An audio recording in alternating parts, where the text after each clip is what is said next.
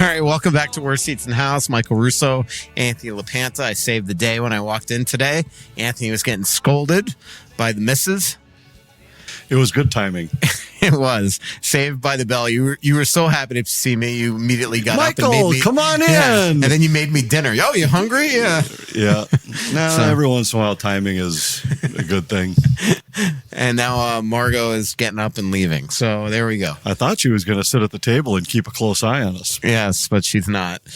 September 27th is our second live show of the month, of the next month. That is at... No, I'm getting this all wrong. September 29th is at Tuttle's. September 14th is at Elsie's. Why would you go the later date first? Because I screwed up to begin with, but we're going to keep it.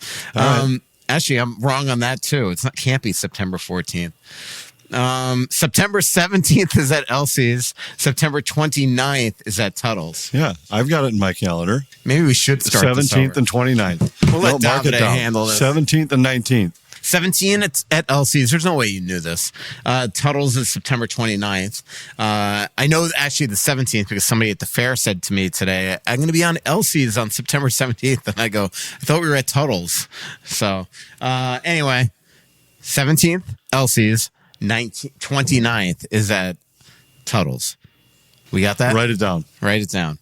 Who says it always? Peter. Yeah, write it down after he tells his joke. Yeah, exactly. Start laughing before the punchline and say, I just know how it ends. Yes, then, exactly. Yeah, take Speaking that one, of, write it down. Our Europe trips, Dawn, one of our lovely people that come on all our trips, she came to the fair today, so that was fun to see her. And she's coming next summer? Yeah, always. That'll be a fun trip next summer. Hopefully we'll have something to announce here in the next little bit. But we're thinking of Switzerland, Como in the south of France. Nice. Monaco too. So it'll be a crazy, crazy awesome trip. I was just everybody that listened to the last podcast knows is because I had Philip Gustafson and Elliot Friedman on. Just got back from Milan the other day. Went to Detroit for the U.S. Olympic hockey orientation camp. That was awesome. Saw about 44 guys. Sat down with Patrick Kane for a big story that's going to run in The Athletic on Friday. Sat down with Tage Thompson for a story that's going to run next week. Sat down with Mike Sullivan, Billy Guerin, and John Hynes. And today in The Athletic, Anthony had a Q&A with John Hynes. We broached a lot of different subjects, but the most interesting thing to me is 2 weeks ago, he went down to South Florida, had dinner at Vladimir Tarasenko's house. His wife, Yana, put together an entire Russian feast. He had dinner with not only Vladdy and Yana, but their three sons, his oldest son's girlfriend, and then got to spend even extra time with Yana and Vladdy, and then next thing you know, Vladdy and him are talking for a couple hours. And I think it was important for John to, one, make Vladdy feel comfortable, but vice versa. I mean, we know how important this season is for both Vladdy individually, but also the Wild, and for him to produce and get back to maybe closer to what we saw in St. Louis. Well, we had talked on a couple earlier shows about one of the big strengths that I think John Hynes has as a coach is his ability to read people, to connect with people psychologically, to have a good feel for when guys need a conversation, when guys need some clarification. And I had a chance to talk to him before he went on this trip. And he said when he had reached out to Tarasenko, that Vladimir had told him, yeah, I'd love to have you come down, and said no coach has ever come to meet with me before in an off season. So I just think it's those little kind of things where it's the extra step to make sure that a guy understands the importance, the excitement level the organization has, and giving him every possible chance to succeed with the Wild. Mm-hmm. I think it's just another example of how tuned into the roster John really is, and I know he's had conversations with Marco since he signed too. So I just think he's got a real good handle on guys that need something to make sure that they feel as comfortable as possible coming into camp. Yeah, I was interested in just the fact that, John basically said to him, like, this is what we're going to do to put you in a position to succeed. And one of them is, I think, starting the season with Marco and potentially Matt Boldy on the left wing. And we talked in the story about how, Vlad could play both sides too, but Boldy, we've seen excel at both sides. So he's probably the easiest one to go there. It just feels like Vladdy, where he plays the best is on the right side. But they went over the last 3 years and things that Vladimir thought that were going wrong, that didn't allow him to produce at the level that we saw in St. Louis. And you and I both know, I mean, this isn't a 38-year-old. This is somebody that's 33. I mean, he should not, Father Time catches up to all of us, but it shouldn't be this dramatic of a decrease in production that we've seen the last 3 years for him, going from a perennial 30 guy to a 17 average. Right. And so the hope is you put him with two great players and it's going to bring out the best of them. And a team that's built, I think, to contend, because like when he was in Ottawa, there were some young players there, but it wasn't a team on the verge of contender status. And I think this is different, where there are some younger guys, younger than him, but not rookies. So I think it's a better fit possibly. And yeah, all of a sudden, if you find yourself on a line with, let's say it's Rossi and Boldy or Eriksson Ek and Boldy, any one of those, you're in a spot now where you have every opportunity to succeed. And I don't think it's out of the realm of possibility to see this guy have some kind of a rejuvenated type season. I'm not saying I think he's going to score 40, but I don't think scoring 22, 25 goals is out of the question. Yeah, and that would be the hope. And so John in the story basically said that, they might start with Zuccarello and Kaprizov together with Eriksson Ek there, but he pointed out that there were a lot of times that we've seen where Rossi played really well in between them. It sounds and like Eriksson Ek and Boldy have played well together. Yeah. And really, the thing that could change everything is Danilo Urov. If Danilo comes in and looks like he's ready for a top six role right off the hop, that could change everything. We'll see. But right now, I think he's looking at Foligno, Hartman, and maybe Johansson, maybe a Liam Ogren there, and a fourth line of Nico Sturm with Yakov Trenyan. Or Trenyan could technically play on the third line too, and Liam Ogren there, or Urov. So we're going to see. I mean, look, there's no doubt that they've got 13 really good forwards. They've got to find spot for Urov. He's still, we'll see what he is right at the beginning of camp, if he's able to, show right away that he's ready, or if he's going to need some sort of time to get acclimated to the North American game. He's been here since mid-July. Looked great, as I mentioned, when I saw him a couple weeks ago, and he's kind of the wild card, Anthony. For sure he is, but also the wild card with maybe the biggest potential upside, right? Which is why he's the biggest wild card, because I think a lot of the other guys, you have a pretty good idea of what they might be, what they could be, and with him, he could be your fourth line guy. He could be not even on the roster, or he could be in your top six. So there for sure is more variance with him than any of the other guys. I think it's most likely he ends up starting in a bottom six role on the NHL roster to open the season, but there's a lot to be seen in camp, and this will be one of the most anticipated guys to watch in camp when you really think about it. Like, I don't know who would be more. Maybe Zeev Boyum. Yeah. Maybe Liam Ogren, just because you wonder if this is the year he really takes the next step. Something similar to what we saw from Marco Rossi with, last year, when he all of a sudden became a legitimate top six NHL forward. Can Ogren do that same thing? And if a couple of these guys do, all of a sudden you could be talking about a roster that has a lot of flexibility just because of a little bit more depth than what they've had in the last few years. David Juracek, another person that's going to have a chance to make the team. And as well, we know the backup goalie and Jesper Wallstedt. I haven't talked to you since I sat down with Philip Gustafsson in Milan the other day. But I talked to him a lot about his offseason, but also the fact that he's talked to his agent, and if the Wild come talking to him about a potential extension, that he's absolutely open to it.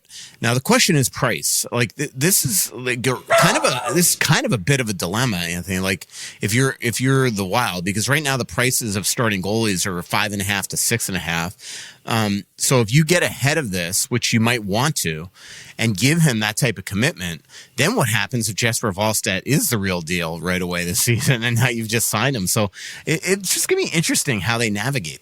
Well, that, and we've talked a lot about how great a season Philip Gustafson had last year, not just in his numbers, but just in his presence, in his ability to handle the pressure mentally and physically of the number one guy. But it's only a year. Right. It isn't like this guy's done it for 4 years. What if there's a regression? I don't expect that there will be, but there could be. And so I think there's a lot of variables out there with Philip. But I also think the likelihood of him being what everybody kind of thinks he is right now is high. And that, this is a guy who looks like he's a upper half of the NHL number one goaltender to me. And so if you have a chance to sign him at a price that will be team friendly a couple of years down the road, I'd say take a shot. Yeah, he's only 27 years old. And then, of course, if you do that, then that now means that you're not exactly committing to Wallstedt. So we'll see the way that Wallstedt plays as well. Talked to John Hynes also about Jonas Brodin. He really is only expecting him to miss a little time to start the year. So that's good. I mean, that's been a consistent thing from the Wild, from Billy Guerin on down. I chatted a little bit with Billy about Kirill Kaprizov. Nothing that really needed to be a story because we've written the same thing over and over again. But the goal is when Kirill gets back into town at some point after Labor Day, significantly after Labor Day, I think he's coming. It was when I talked to Billy about 10 days from then. I think that he'd like to sit down with them. I believe they've offered him a ton of money, Anthony, even more than I thought. I think that on an 8-year deal, they're willing to pay him even in the 16 range. We'll see. But as of now, it hasn't been done. Billy still is voicing optimism and confidence that it will get done. But the longer this goes, the bigger concern there is, because, you don't sign a contract like this. You have to start to question if he really wants to be here. The Wild believe he wants to be here, but the next month will be really telling, in my opinion, with Kirill. Well, for sure it will be. And I think if you're the Wild, I don't know how long you keep that offer on the table. I think it's if your numbers are right, if he's being offered 8 times 16 and he doesn't jump at it or sign it before training camp starts, I think you're in a spot where, all right, well, this answers our question.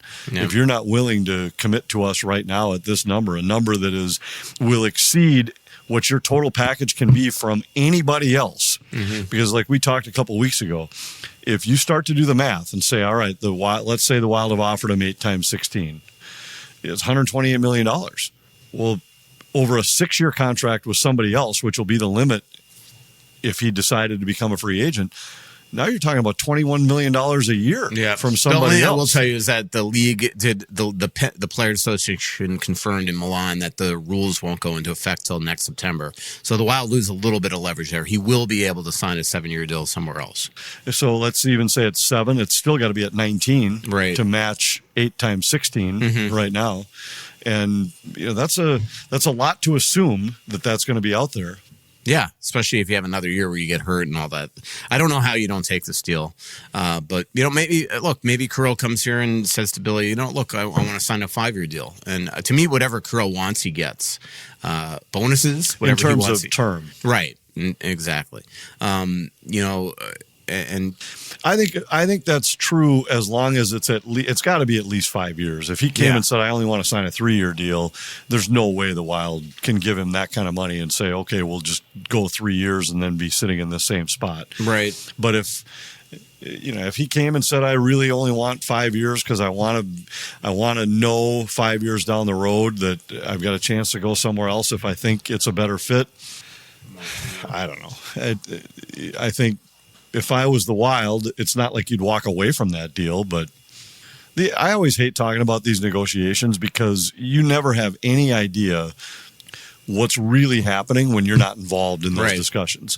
And I know even when you do your reporting and diligent reporting, you're not hearing exactly what both sides are saying. Right. And both sides are probably telling you a little bit about what they want the message to be, as opposed to you don't know what's actually happening there, and you don't know what other teams might be, even though I know technically they're not those guys know. They know what other teams would hint that, hey, if he was a free agent, we'd be thinking this kind of stuff. Well, that would be my biggest concern with Kirill is like, look, even though that we know quote unquote tampering doesn't exist, it does. And the longer this goes, it's just, you're just giving their side more intel on them figuring out who might come after him and all that type of stuff. You're allowing them to maybe, float some things. So I just think the longer this goes, the more concerning it gets. But again, we're just going to trust the fact that nothing's changed here in the last 2 or 3 weeks. Everything I've been hearing from sources is that at some point when Kirill gets back here, that there's going to be a conversation, and he isn't back here. So that would be the point where concern would rise. If he comes back and he's been back for a week or 2 weeks and nothing has budged, then I think, as a Wild fan, there would be time to start to wonder, like, now what's going to happen? Yeah. But let's just say, if you go down this road, let's just say that the Wild offer what you've said that you think they've offered, and Kirill drags his feet. What would you do if you're the Wild? I think you ask him for some teams that he'd be interested in going. You almost have to, don't you? Absolutely. Because you can't get to past this year's trade deadline and say, we're just going to let one of the greatest players, the greatest assets that this franchise has ever had, walk away for nothing. There's no way you could let that happen.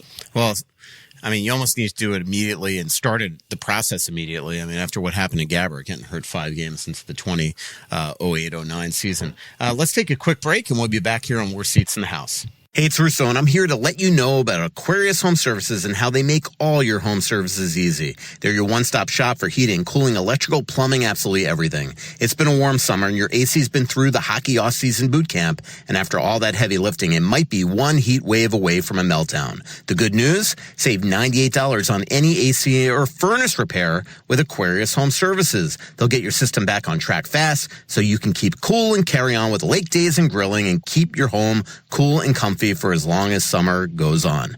Unfortunately, winter's right around the corner, but they'll also give your furnace a look-see to make sure everything's running properly. But if your system's past its prime, well, it's the perfect time to upgrade with their State Fair special. Get a new whole home heating and cooling system with 36 months, 0% financing. And don't forget about their best-in-class 15-year warranty. That's year-round comfort and a system that won't sweat under the pressure. Learn more and schedule today at AquariusHomeservices.com. That's AquariusHomeservices.com. Financing based on credit approval. Aquarius, local, trusted, family-owned, and earning the right to be recommended. And don't forget to mention that Russo sent you. Choosing the right banking partner for your business is an important decision. Royal Credit Union supports your business needs now and into the future with flexible checking account options and digital tools to help streamline your business operations. Royal also helps take your business further with treasury management services, including ACH, sweeps, and positive pay. Choose Royal Credit Union for business checking. Get started at rcu.org/Royal Choice. Insured by NCUA. Deer hunting season is here, and it's time to own your odds with OnX Hunt, the GPS hunting app trusted by millions of hunters. With the Hunt app, you'll have access to nationwide public and private land ownership information, waypoints, tracks, and much more, all at your fingertips. Go to onxmaps.com/hunt. That's onxmaps.com/hunt to sign up today. Hey, this is Randy Shaver. Along with Kevin Gorg, we host the show Fantasy Huddle on Talk North. Each week, we're going to break down the matchups for the NFL season and try to give you the best chance to win your fantasy football games each and every week. Join us for Fantasy Huddle on Talk North. Back here, Worst Seats in the House, Michael Russo, Anthony LaPanta. September 17th is our next live show at Elsie. September 29th at Tuttle's. I finally figured it out. Have we retired Vinny's thoughts, by the way? No, we haven't. Well, I'll reach out to him. We'll get it by the third segment. Yeah. All right. Because, we could, during the summertime, we could use some thoughts. I'm just saying. Trying to think what else. I saw Faber and Boldy over the last couple of days as well in Plymouth. This golf course, this resort that the USA had its Olympic orientation camp at, Anthony. It just got done with the Live Golf Championship that was there, so they were breaking it down while we were. I refuse to watch the Live, so it doesn't. It's it was just crazy, like what goes into like a tournament. Like to go. I went out and played the TPC I played it just before the tournament the last 2 years. This year I played it just after, maybe 2 weeks after, and they're still dismantling all of it. And it's crazy to me how different the course looks. And I had been out there for a pre-tournament promotional thing this year, and when you see it with all the grandstands and everything, and then all of a sudden there were a couple holes where the grandstands were gone.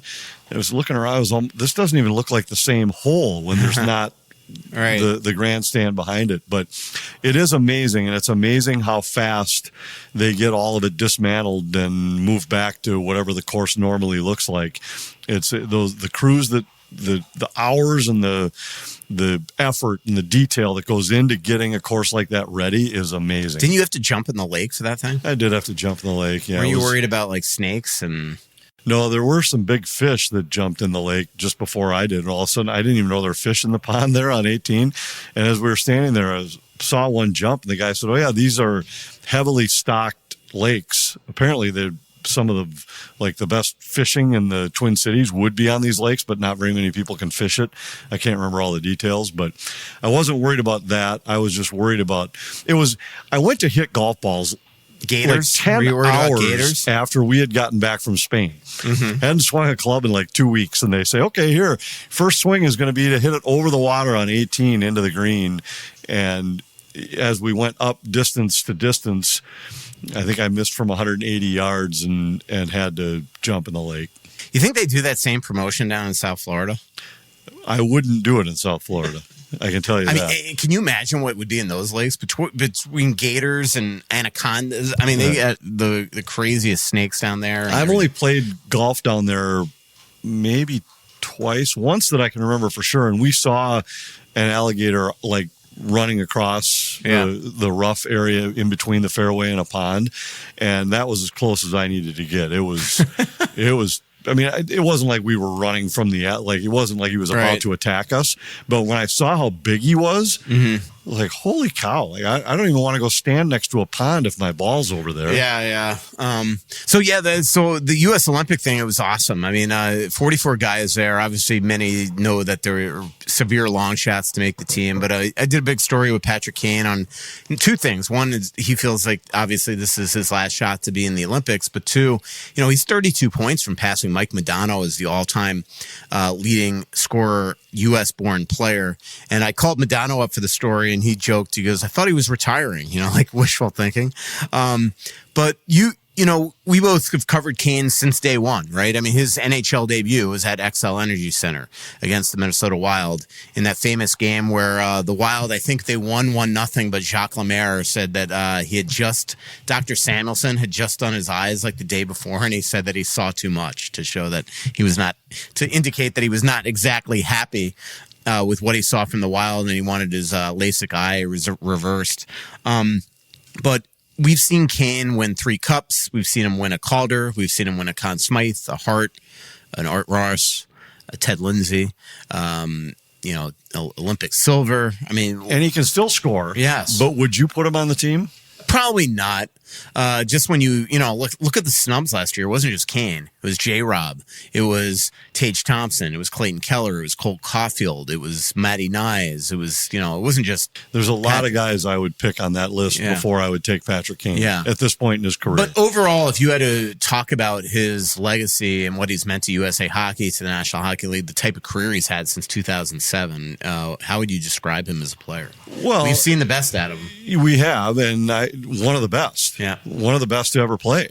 One of the best American-born scorers ever to play in the NHL. One reason why the Wild couldn't get, quote, over the hump was because of those teams. And he was the guy, I've mentioned it a few times on our broadcasts over the years, that for years it felt like he was the one guy that he could be invisible for 2.5 periods and all of a sudden score twice in the last 5 minutes.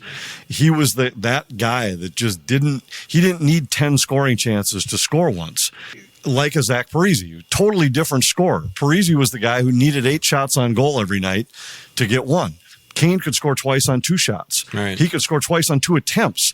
And it's the player that the Wild never had until now, where Kirill Kaprizov's that type of guy, where he can have been shut down most of the night, and all of a sudden on one shift, he can make a game change because of his ability to create something out of nothing.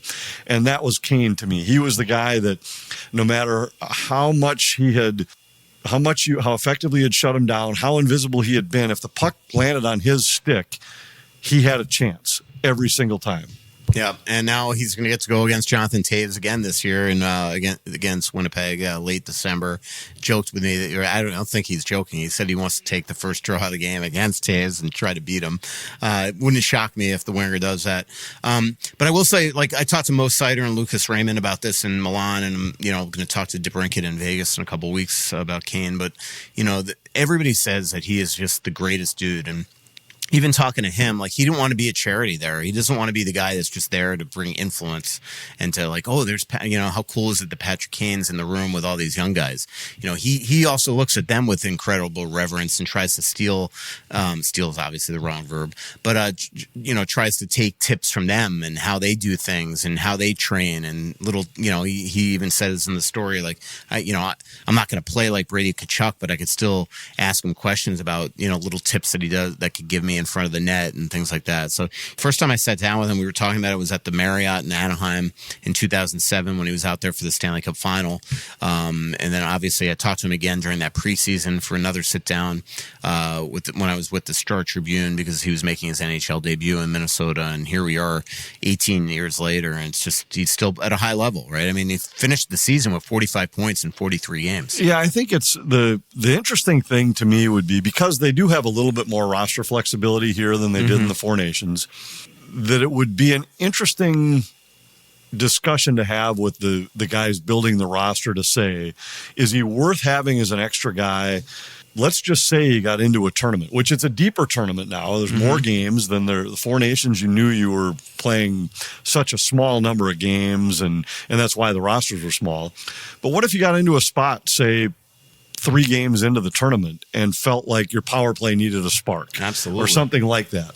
Would he bring enough to the table to say, we're confident we have other guys that if we needed something else, we've got that guy as an extra, but one guy that could really we might never use him, or we might throw him in there in a couple games because we felt like this was an area of need, that he'd be intriguing for that. Yeah. But to me, that he isn't one of the best 12 American-born forwards at this stage in his career. Yeah. And to his credit, I mean, he doesn't want to be there to just be there. Like, he doesn't want to be there for his resume and what he accomplished in yesteryear. He wants to be there for what he does this season. And he said, look, I didn't give them a choice last year to put me on the team because he felt like he didn't get off to a good enough start. Remember, he was coming off, the hip resurfacing, and he just didn't train, couldn't train the way that he wanted to. And now, if he gets off to a really, really good start, it just puts them in a position to really consider what you just said. Because he is somebody, as we saw with the Detroit power play last year, it's the only thing that was good about them. He is still elite in that area. So I also talked to Tage Thompson, and he's somebody that I would say was a Four Nations snub that is now probably a shoo-in, based on the fact that I think that they realize that he can add dimensions in many different ways, not just power play, but PK, winning draws, his giant size. And obviously first time in 93 years, the United States won the World Championship, and he scored the golden goal. That means something. Yeah, I think, to me, he's a no-brainer. Yeah. He should be, I think. I think he should have been a no-brainer last time. It depends on how the season starts. I mean, there's a chance that you could have some guys that outperform him. But, last year I thought it was different. You were only playing, it was such a short tournament schedule, and I think they went in thinking we need a certain type of player to be able to compete with Canada. Yep. And I don't know that the plan was flawed. It just turned out that those guys didn't bring what they thought they were going to be able to bring defensively and shut down kind of players, physical kind of players. It just didn't work out. Now, this is a totally different kind of tournament, and you're going to play some games that, frankly, you're going to win, right, in the Olympic round robin portion. So it's a little bit different. Yeah. By the way, there were 3 different times. So a lot of these guys were just hanging out essentially around me as they were waiting to go station to station to take everything from their credential pictures to their what would be in a program mug shot to, different things with different rights holders and things like that. So they were just sitting around me. So there were like 3 or 4 times that I yelled down the hallway to ask Brock Faber a question, and Brock Nelson was on a chair next to him. And every single time I'm like, Brock Nelson would answer. And finally Brock said to me, he goes, "This is why I didn't sign in Minnesota. There would have been too many Brocks. It would have been just way too confusing." So that was very funny. But it was a fun thing to be at because it was so laid back, just shooting the breeze with guys like Tuck and Larkin and Austin Matthews and Jake Gensel and these guys. It's such a laid back atmosphere this type of year. They were all going golfing. It was just a fun thing to cover after Milan too. Or essentially, as you know, basically flew right from there to there. Anything else you want to talk about, or we can get to Twitter questions? Well, we have Vinny's thought. Okay, let's go that, and then we got Twitter questions. I don't know if you're going to like it, but it's a good thought. I'd be the judge of that. All right. So you're open to it, to at least consider what he says. Maybe. He says, and I texted him and just said, "Hey, you haven't sent us your thought yet. We're in the middle of the show. I need it ASAP." He said, "Is Russo going to take accountability and admit he was wrong for stating," and I quote, "Anthony, trust me, Marco Rossi will not be on the Wild next year. Believe me." Is that exactly what I can't imagine? That's exactly what he wrote. I can't. Well, first of all, I mean, it's not accountability. I mean, it's they tried to trade him. They didn't get any good offers. So yeah, I mean, at the end of the day, you were right. But they tried all summer to move him. Yeah. Well, if you remember, that was part of the reason why I said I didn't think it was a done deal, because I said somebody's going to have to. One thing with the offer sheets, I will tell you, is that just the fact that he didn't get an offer sheet means nothing. The first round pick is unprotected, and if you trade a first round pick for Marco Rossi in an offer sheet because they don't match, you have the possibility of losing Gavin McKenna. Right, and so those were all the reasons why I wasn't discounting your reporting ever. I mean, I trusted that you always were right to say like they were trying to move him, they were looking to move him. But to me, there were 3 reasons why. One was you had to find somebody willing to give you what you think he's worth. Mm-hmm. 2 was that I thought there were just a limited number of teams for whom he'd be the perfect fit. Mm-hmm. And then 3, that was the offer sheet piece, where I thought for somebody to give him an offer sheet that exceeded what the Wild were likely willing to pay or match would have meant giving up picks that I can't imagine teams would have traded to get him. And then Bill Guerin would also beat you up in the future. So those were the reasons why I just felt all along like it was unlikely that they were going to find the right partner to make a deal. I mean, you can want to trade a guy, but if they weren't forced to trade him. It wasn't like they had to get rid of him because they didn't have room for him, where they just had to take the best offer. They had to get a legit offer, and it didn't seem like a no-brainer to me that was going to happen. Yep, fair enough. There was something else I just wanted to point out to you. It was on that. Vinny will be happy that you answered his thought. Yeah, I'm glad I brought it up. That I was so excited. I should have just kept my mouth shut that we actually did retire Vinny's thoughts. Let's do this. Let's take a break, and we'll be right back on Worst Seats in the House. And I want to tell you about Twill in the Edina Galleria. Scott Dayton's Twill in the Edina Galleria. TwillMN.com is the website. I'm wearing my Johnny O hat. I'm wearing one of my many Peter Millar shirts. Johnny O and Peter Millar are 2 of my favorite brands out of Twill in the Edina Galleria. When I've been going to Wolves games lately, I've been wearing my Dingman shoes. I've been wearing my Brax pants, my either Peter Millar or Johnny O shirts, pullovers. The Wolves games are weird because they're really cold, and then they turn on the fire jets before the game and singe your eyebrows. You need to be prepared for all kinds of different temperatures in that building. And I just use all my Twill stuff. And as we do more shows here at TalkNorth.com on video, I'll be wearing more Twill stuff because it's really simple. I don't always try to look good. Sometimes I'm very happy being a slob, and I wear old sweats and T-shirts. If I'm trying to look presentable in any way, Talk North meetings, sponsor meetings, big games, going out in public, going out to dinner, I just put on something I bought at Twill. It's just that simple. If I put on something I bought at Twill, I'm going to look good. I'm playing a Randy Shaver's golf tournament on Monday. I'm going to wear Twill stuff to that too. Golf, walk around town, dinner, whatever. TwillMN.com. Go to Twill in the Edina Galleria. They're laid back. They love talking sports. They're nice people. Tell them we sent you. You'll have a good time, and you'll end up walking out with something great. If you're looking for a refreshing THC drink, well, check out Giggly. It tastes like your favorite cocktail with no aftertaste and just pure, bold flavor. It's made with real fruit juice and all natural ingredients. It's a Minnesota-made gem. You can find it at liquor stores and Quick Trip locations across Minnesota, or get it shipped nationwide. Plus, with a new low pricing and low-calorie options, it's the perfect guilt-free sip. Try Giggly today. Hey, have you been dreaming of a lake cabin lifestyle with boating, fishing, and family fun in northern Minnesota? Well, lately I've thought a lot about how cool it would be to have a getaway like so many Minnesotans. And if you're like me, you probably think that owning your own lakeside getaway is beyond your budget. Well, if you think lake cabin real estate prices keep going up, well, think again. This is Russo, and I'm here to tell you there is an affordable way to enjoy a cabin lifestyle and all that goes with it. And yes, I said affordable. I founded a Clamshell Beach Resort, which is located on the Whitefish chain of 14 lakes for you and your family to enjoy. Here's how. Clamshell has lake homes that offer deeded fractional ownership, and the keywords there are deeded and fractional. You own it. Imagine having 5 weeks a year to enjoy Clamshell with its beaches, pool, and lodge that's full of kids' activities. Is golf your game? There's a great golf course right across the road. Like winter sports? Well, you can go ice fishing, cross-country skiing, or snowmobiling right out the door at Clamshell. And there's no maintenance, no grass mowing, no snow removal. It's done all for you.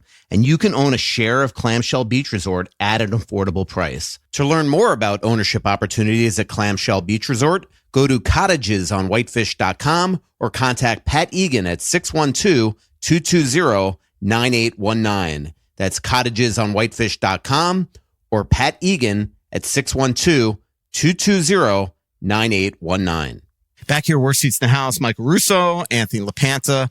I know what it was. I ran into Sully's nephew at the, he came to watch me at the Fan today at the State Fair. Spent all day at the State Fair, Anthony. That was fun. Sounded fun. Yeah. Anyway, so Sully's, your buddy Sully, not Mike Sullivan, your buddy Sully's nephew. Who's also Mike Sullivan. Yes, that's actually funny. Yep.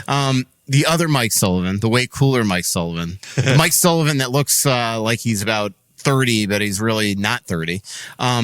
So this kid Will asked if you think there's any game in the Midway that I could beat you at.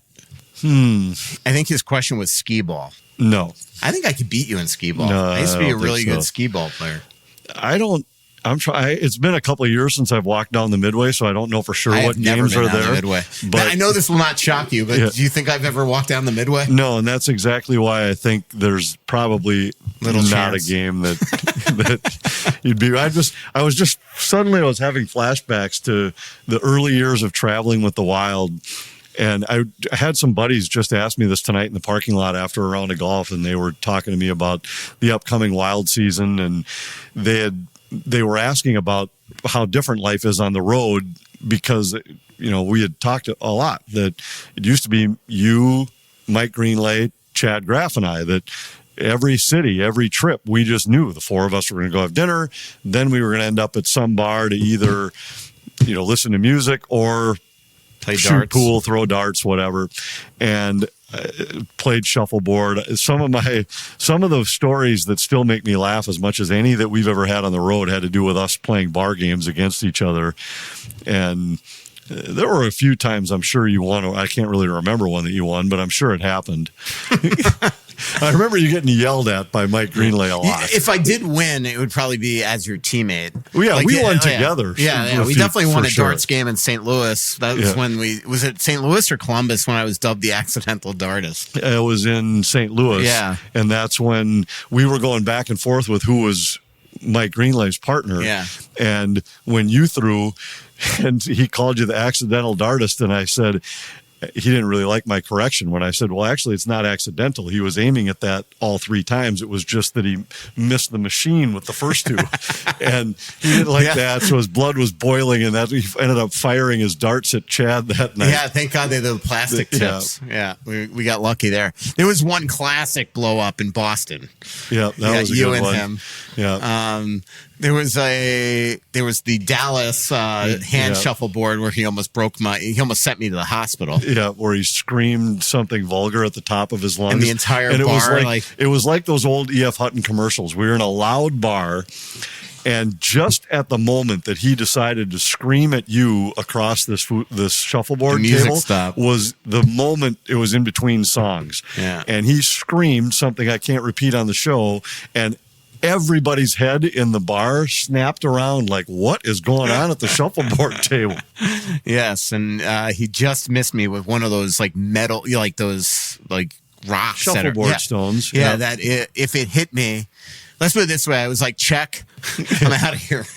That would have perhaps been a legitimate time to go to the hospital. He would have absolutely shattered my hand. I mean, he did chuck it down there with pretty good velocity. Yes. And that's your hand was just hanging over the side of the table. If it would have hit it, it would have been an injury. It definitely would have broken my spacebar thumb. All right, let's go through some more Twitter questions, then we'll wrap up the show. Hideki goes, I assumed you talked to other people besides Wild players, Elliot Friedman and Aaron Sickman while you were at Milan. Who were some of the interesting people you interviewed or chatted with in Milan? Lots of people. I'm just trying to think. So I sat down with JJ Peterka. Nobody at the Athletics actually ever really chatted with him about everything in Buffalo. The one thing that was very clear to me is that he was told not to bash Buffalo and not to really give great detail on why he wanted out of Buffalo. So when I write the story, it's going to be a lot of looking really forward to Utah. UPL and Kulich were hilarious. Kulich overslept and made about 6 guys late to the event, so everybody's schedule got shuffled. Alex Wenberg, what a great dude. He plays for Seattle now, right? San Jose now. Came dressed to the nines because he was in Milan. And I always like talking to him. I don't know if you've ever had a chance, but not that I can remember. Yeah, he's so insightful. Every time I talked to Forsberg, it was great. I'll be doing a story on the Dallas Stars and sort of the upheaval there that happened after the playoffs. Talked to Rupe Hintz and Heiskanen about that. Talked to Michael Backlund. I had a story that kind of went viral yesterday where Backlund said to me on the record, it's obvious Rasmus Anderson is getting traded. I saw that headline. Yeah. I didn't read the story, but I saw the headline about that reading between the lines that it meant he was gone, which seemed a little strange, but yeah. And I love Backlund though. He's such a great dude.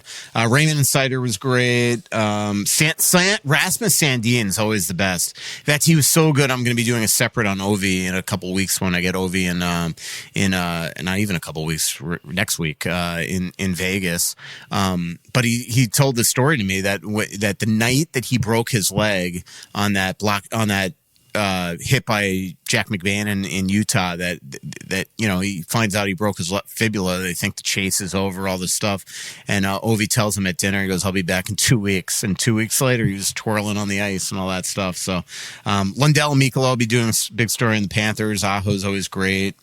The guy I really met that I enjoyed that I never, first of all, Nico Hischier is still always my favorite player. And he's such a pro. He always knows your name and all that stuff. But the guy that I met that I knew nothing about was Simon Holmstrom. Islander guy, scored 20 goals last year, was, basically his second full season last year. Just a really impressive stature, just the way that he talked. And then it just coincidence that Matthew Darsh, the new GM of the Islanders, happened to be staying at the same hotel in Weston, ending a family vacation. Didn't know there was an NHL media tour there, so he texts his PR guy Kimber like, "Hey, do we have any representatives here?" And he's told Simon Holmstrom's here. So right after I got done with them, Simon for the first time met the new GM in the lobby, and they met in the lobby. So that was pretty sweet. That seems like something a GM should have known. Well, yeah, it's just like he had no idea that it would be at the hotel that he was at, and he didn't know that. So he had been in Italy for a couple of weeks. Let's see. What do you think of Gus Bus? This is from SD Backy or Bach. What do you think a Gus Bus extension would look like? What do you think they'd have? They could stomach. Boy, I don't know. I don't really even have I haven't looked at all at any comparables to goaltenders. Just signed for what, 6.5? Yeah, and I don't know that I'd want to go that high, but I think I would be trying to get Gus to accept maybe term over AAV to get the contract up to the total value. 5s would be great, I think, like in the 5 millions. Yeah, probably. And if you had to go an extra year to get him to agree to that, I'd maybe consider that. I don't really know. It's a hard question to ask. Kay Brandner asks, what 3 things must be true about the Wild for them to be a top Cup contender, Anthony? One's clear health. Yeah, I mean, that's been a problem the last couple of years. Health is number one. I do think their roster is better built to deal with injuries this year than it was last, for obvious reasons. And even just having some flexibility to make a trade if they have to or want to that they couldn't do last year. So I think that's number one. I think the Gustafsson has to be what we saw last year, and the special teams. The special teams have to be better, particularly the penalty kill. But the power play, I think it's hard to say the power play wasn't good enough last year because it was really good before the injuries hit. And when you play half a season without Kirill Kaprizov, your power play isn't going to look the same. So, but the penalty kill has to be serviceable. It can't be, you can't contend with a penalty kill that's in the bottom 2 or 3 in the league like it was for most of last season. Yeah. If they can be a middle of the pack penalty kill or better, somewhere kill 80%, 82%, then you got a team that I think can contend, they can contend with this roster. I know he's always in shape, but Boldy the other day looked to me like he is ready to go. He just, in the way that he played in the playoffs, if he can, could take that next step even and become sort of the Robin I think there's a lot of guys that at different points last year, Boldy for sure stepped up in the playoffs at a level that we hadn't seen before. And I think, let's go back to Marco Rossi and forget about what happened in the last 5 games of a playoff series, but look at the fact that this guy went from 40 points to 60 from year to year. Well, what's the next step for him? Right. What if he goes to 70? And I don't think that would be some kind of an unheard of occurrence for him. I think it's realistic to expect that he's going to get even better. So if Boldy continues on the trajectory that he is, and Kaprizov stays healthy, and Rossi continues to improve, I don't think any of those. It isn't like you're saying, hey, what if Vladimir Tarasenko scores 40? I mean, these aren't outlandish type hopes or predictions. So I think with those guys, it's a reasonable expectation to think that this year could be better than last. So JoJo on a checking line, both your thoughts on that comment from the coach?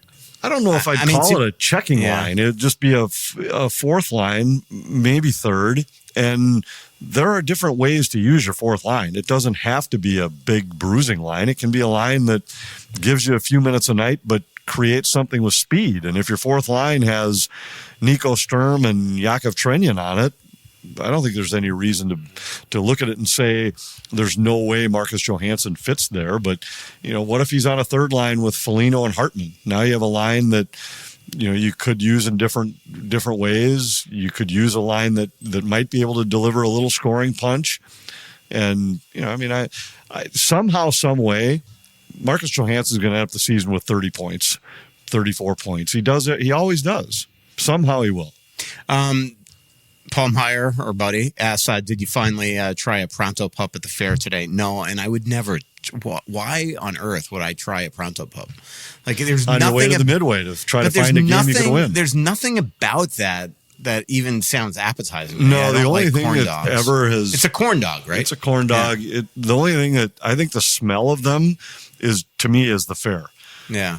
I've always just, that smell of those stands reminds me of the fair. I did have the all turkey the time. Sandwich, and I don't think they're as good as they used to be. They're certainly not as juicy as they used to be. I've never had a turkey sandwich. Oh, they're so good. There. Yeah. You know what I'm talking about, like the turkey on the go stand? Like, no, because I don't like turkey, so I would have walked right past it. I forgot that. Logan Nation asks, are there any road trip cities, I like this question, that you get to and you think to yourself, I'd rather just stay in the hotel room tonight? Yes. Is it the same one I'm thinking in the Northeast? Well, there's Ottawa. Oh, okay. I wasn't thinking that. Yeah. But Edmonton has always been one. Yeah. And see, I like Edmonton. I've spent so much time in Edmonton, though. It's a little bit better now that the hotel connected to the arena and everything, and that district has grown a little bit. But there were a lot of years where I would have been content we used to play poker in Edmonton all the time because there was nothing to do outside of the hotel. Yeah, that's the great story. And we used to also have we'd go curling there just because there was nothing to do. But now there are a few more restaurants there. Ottawa's one that there's really part of it's nothing your hotel. To do. We're in the middle of nowhere. If you stayed in downtown Ottawa, there's a good amount to do. I like Ottawa. What was the one in the Northeast you were thinking of? Buffalo. I mean, I'd rather not go out. Oh, I don't mind. There's a couple spots in Buffalo. Yeah, I met you out in an area that I'd never been to once about 10 years ago, I think. Maybe 7 or 8 years ago. I'd never been out there. I have to go to Buffalo twice this season, once with the Wild, and the other thing is I'm leaving the Wild beat. Well, not leaving. Joe Smith's covering the road trip. But when you guys are in, I think, Long Island and Raleigh in November, I think it is, I'm actually going on the rivalry series game between Canada and U.S. Women's to Cleveland and Buffalo. How about that? Two little great road trip? series. Go to the XO Steakhouse in Cleveland. You won't be disappointed. Yeah, I mean, I'm going to need something to do, so I'll do that. I definitely want to do the Rock and Roll Hall of Fame. I've only been there once, and not since my buddy's wedding in Cleveland. It's been a while, but I did like that. But I'm assuming it's still there. The XO Steakhouse was. That's the one, the Roy Smalley story. Right? It was, yeah, and it was. It's Are you allowed to tell that on the air? It is funny. Yeah, I think I can tell it. We had flown in with the Twins after a Sunday game in like Chicago, so we got in Sunday night and had dinner reservations because somebody had recommended the steakhouse, and so there are 4 of us who go there and. The menu looked terrific. We go around the table, and all of a sudden, the waiter talks about this special. I don't recall what the cut of steak was, but Roy says, "I'll take that." So we all eat. Well, the bill comes, and Roy graciously is going to pick up the tab. So he hands the card, and then he picks up the receipt, and he looks, and he calls the waiter over. And he says, "What is this?" And he points to something on the menu, and the guy says, "Well, that was your steak." And Roy just looks and he says, "Well, you might, just for future reference," he said, "That's fine. I'm going to pay for it. But you might mention that price when you talk about the special." Yeah. It was like $220 for this steak. And, the rest of our steaks weren't cheap. They were probably $85 or something. But Roy just looks, so it prompted the discussion around the table. Because he said, if the guy comes and says, "Here's the special," if it costs $100, maybe you don't mention the price because it's not that different. But $220, yeah, that's $30 an ounce, right? That is probably say probably. Now he did give us each a bite of the steak, and it was phenomenal. But it prompted that probably pissed him off the most. Is you even get to eat his entire steak, but it prompted the discussion at the table where we just said, "All right, if you knew what the price, like what's the most you'd ever pay? Let's say you knew it was going to be as good as this steak that we just sampled. What would you have been willing to pay? Like if you looked at it on the menu." And to me, not 220. I don't know what your number would be, but I had thrown out at our group. I said $100. If I knew it was going to be the best steak I had ever had, I'd probably be willing to pay $100. But Roy just kind of laughed and he said, if he had said this cut of steak, $225, I would have said, just give me something off the menu. Yeah. But luckily he was the one footing the bill, so we didn't have to worry about it. Poor Roy. All right, a couple more for you, and then we'll wrap this up. Who are let's go heading to LA over New Year's weekend to cheer for the Wild, playing at Honda Center and Crypto Arena. Any travel advice or tips? Go to Newport. Yeah, get away from both arenas.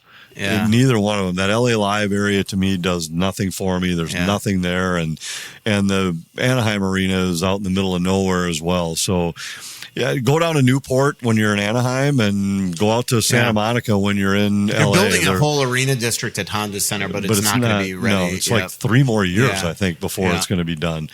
And even then, I have my doubts because everything out there. It's not good when you and I, before every single game, also refuse to eat in the press room, but our consolation is Cheesecake Factory. Right, it is. That's where There's 2 cities I go to Cheesecake Factory, and that's one of them. The other one's San Jose. Yeah. If we're staying out at that Santana Row place. And I don't mind Cheesesteak Factory, but right. I mean, but go to Newport. Great restaurants there. I mean, I know that you're not the biggest fan of it, but I love what's called their winery there. It's a steakhouse, but there's tons. It's of not stuff bad, but there's some good spots out. There's just kind of Santa cool. Monica.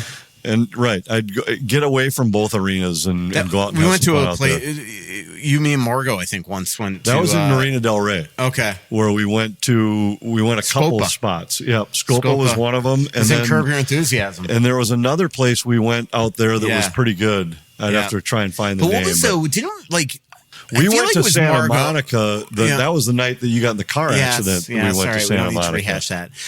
But what was there was a night that we went to Hollywood or something from down. We went to a great restaurant. But that whole area, we're never going to remember it. But I feel Margot was with us, but I don't know. Last question: who are your dark horse teams to make the playoffs in both the East and the West? Then who do they replace? I think Utah is one that I really like in the West. I think they have an opportunity to be much better. I don't think they'll make the playoffs with Anaheim.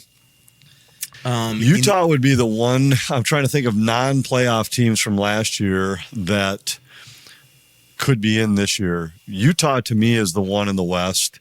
And the team that I think they could bounce is Winnipeg. I just don't know if Winnipeg matches what they did a year ago. The teams in the Pacific, I think, will get a little bit better. But if Utah makes it, it's going to be to bump. I think Winnipeg might be the odd team out. Yeah. East, even more than the Blues. Yeah. One of those two. You're not worried about the Wild at all. I'm not really not to make the playoffs. Mm-hmm. I'm really not. I think Colorado, Dallas, Minnesota will make the playoffs out of the Central, and then two of probably Utah, Winnipeg, or St. Louis. I think Edmonton is a lock. Vegas is a lock, and Calgary, I think, looks like a playoff team. Interesting. But the East, I'd have to. I would say LA over Calgary, but how about the East? I mean, Montreal made it last year. Do you think Detroit has enough to get better? They got John Gibson now. Yeah, I think Detroit. I thought last year Detroit was a team poised to make a run, or not a run, but I do think Montreal's getting better, and they obviously made it last year. Yeah, Ottawa to me is not as far from a lock. Will one of the teams that last year was disappointing rebound? I don't see the Rangers necessarily making any kind of major rebound. Pittsburgh, same thing. Philadelphia, maybe a little better, but I don't know. The East to me has maybe 5 really good teams that are no-brainers, and then a whole bunch of teams that I don't know that I don't think it would be a major upset if any of them made it or if any of them missed. Mm-hmm. Yeah, makes sense. Well, thanks for joining us in the Aquarius Home Services studio, your local authorized dealer for Connecticut water treatment systems. Thanks to our sponsors, Aquarius Home Services, Clamshell Beach Resorts, Giggly THC Beverages, Onyx Maps, Twill and the Edina Galleria, and Royal Credit Union. Talk to you next week, everybody. And again, September 17th at Elsie, September 29th at Tuttle's. Thanks, everybody. So much coming out, there's no